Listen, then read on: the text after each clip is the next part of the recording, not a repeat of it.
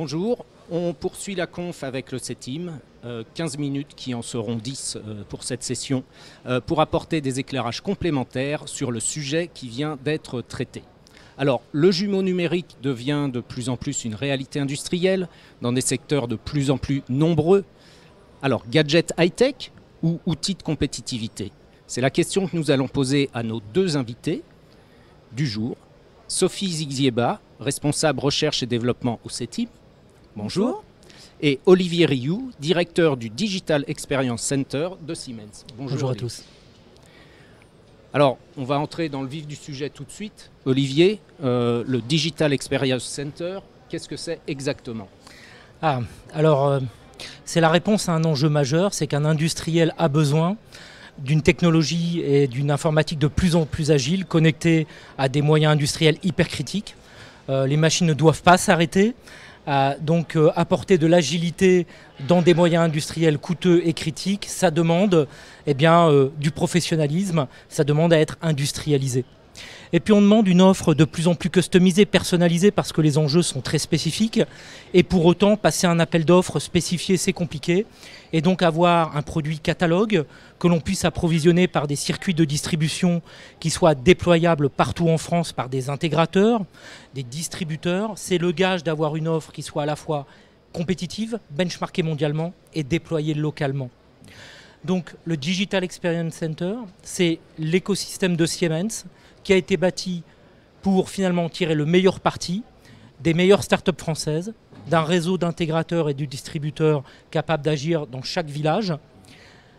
L'accord majeur avec le CETIM, notamment au travers des plateformes d'accélération pour permettre une transformation des entreprises, et bien sûr avec du matériel industriel et des logiciels industriels, et on va parler des jumeaux numériques. Tout à fait. Alors, parmi les projets traités, notamment au sein du Digital Experience Center, le jumeau numérique est présent, j'imagine? Bien sûr, oui, il est majeur. On ne peut pas imaginer maintenant s'affranchir des jumeaux numériques. Ils sont la meilleure manière de tester en conception des hypothèses multiples avant de passer à l'acte. Donc de vraiment bénéficier de la meilleure conception, à tout niveau d'ailleurs. Les progrès en termes de simulation multiphysique et en termes de données machines sont tels qu'on peut avoir aujourd'hui une représentation extrêmement fidèle au réel, à la fois sur les procédés chimiques, les conceptions mécaniques, donc sur l'ensemble des industries. On va pouvoir mettre au point ces procédés, on va pouvoir simuler ces lignes de production, ces usines, et simuler ces machines avec un programme d'automatisme simulé conforme au réel. C'est-à-dire que le programme de votre machine simulée sera celui que vous chargerez dans la machine, et donc vous pouvez former vos opérateurs un petit peu comme dans un jeu, je dirais, sur la machine virtuelle, ce qui est un gage finalement de transparence pour concevoir la machine avec son client, avec les autres fabricants de machines qui sont, on va dire, incorporés sur la ligne, et d'inclure les opérateurs dès le début de la conception des machines pour avoir un ramp-up industriel le plus rapide possible. Tout à fait. Donc jumeaux numériques, gage de performance industrielle. Aujourd'hui, c'est prêt. C'est déjà déployé dans de très nombreux cas d'usines, de machines, de lignes, de produits. Une manière d'éviter les effets tunnels, d'inclure l'ensemble des parties prenantes d'une performance industrielle dès les phases de conception. Un ou deux exemples d'applications? La construction de l'usine de Chamatex sur la réintégration de la fabrication de la chaussure en France, en fabrication additive.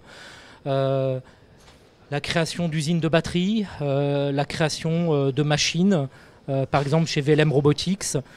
Alors le jumeau ici là, est utilisé de manière très particulière, puisqu'on peut faire tourner des jumeaux virtuels à 2 millisecondes, et donc prédire l'avenir à 800 millisecondes, en intégrant les parcours d'outils et les jumeaux machines. Donc le jumeau virtuel, c'est notamment un gage de conception de projet, mais aussi un gage de maîtrise de la milliseconde dans les procédés industriels, et notamment sur l'usinage du titane aéronautique. Donc vous pouvez imaginer que dès lors, on peut aider à la maîtrise de l'ensemble des procédés industriels. Tout à fait. Tout à fait. Donc c'est majeur. Merci Olivier. Sophie Zixieba, donc le CETIM est engagé dans plusieurs types de projets autour du jumeau numérique. Est-ce qu'on peut commencer par un projet de dimension nationale ou la plus proche de nous, je dirais?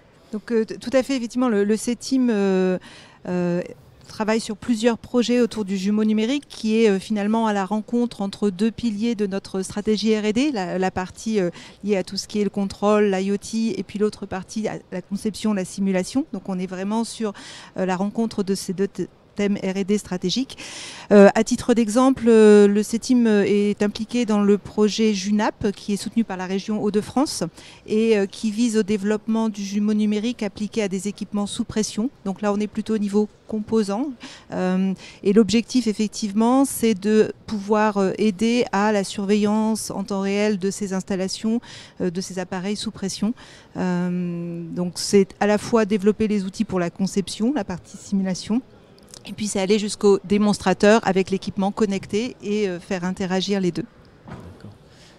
Côté type d'application, plus sur des actions collectives, on a des choses particulières? Alors tout à fait, c'est également donc, dans le cadre des actions plus sectorielles que l'on mène notamment pour nos cotisants.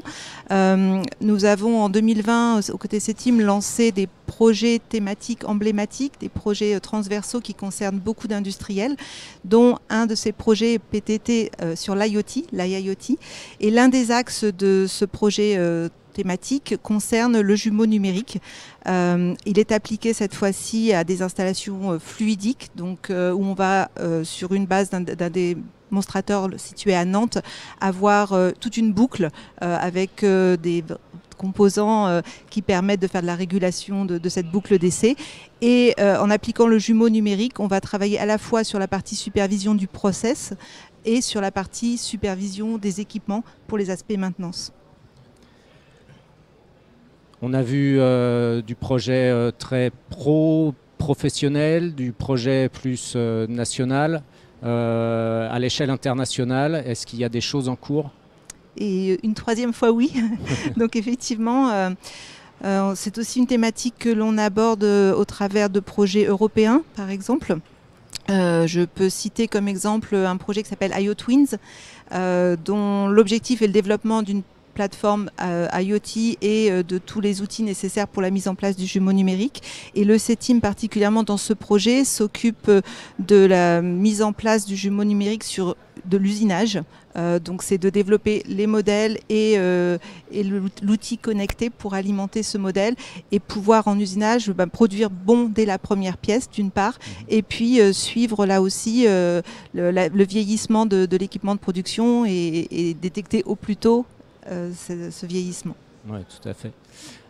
Olivier et Sophie répond qui veut bien.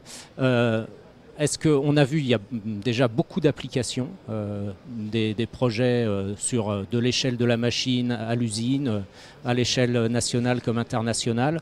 Est-ce qu'on peut vraiment parler de techno mature aujourd'hui, ou est-ce qu'il manque encore des briques pour que ce soit vraiment d'une application très large? Olivier? Non, je dirais qu'aujourd'hui c'est une technologie qui est très mature. Elle fait baisser les temps de conception de l'ordre de 40 à 60%. Donc ça permet à un fabricant de machines vraiment d'accompagner et de donner une grande visibilité à son client final sur la livraison du moyen industriel et sa mise au point. On parle de choses qui sont très utilisées à l'international maintenant, qui permettent d'exporter aussi le savoir-faire français. Le jumeau numérique, c'est à la fois un outil de vente, et on le découvre un petit peu sur le salon. C'est bien sûr un outil de mise au point. C'est aussi un outil, vous l'avez dit, Sophie, d'exécution, finalement opérationnel, pour performer à la milliseconde. Donc c'est très mature et c'est conçu de manière très ouverte aux différents étages. Donc on a parlé conception, mise au point, fabrication, production, maintenance. Et bien en fait tous ces étages sont vus de manière très modulaire par les différents fournisseurs qui se font la compétition. Merci. On arrive au temps imparti. Désolé Sophie, merci à tous les deux. Tout a été dit. Et donc merci pour ce sujet sur le jumeau numérique. Olivier Rioux, Digital Experience Center, Siemens, Sophie Zixieba, CETIM. Merci beaucoup. Merci. Merci.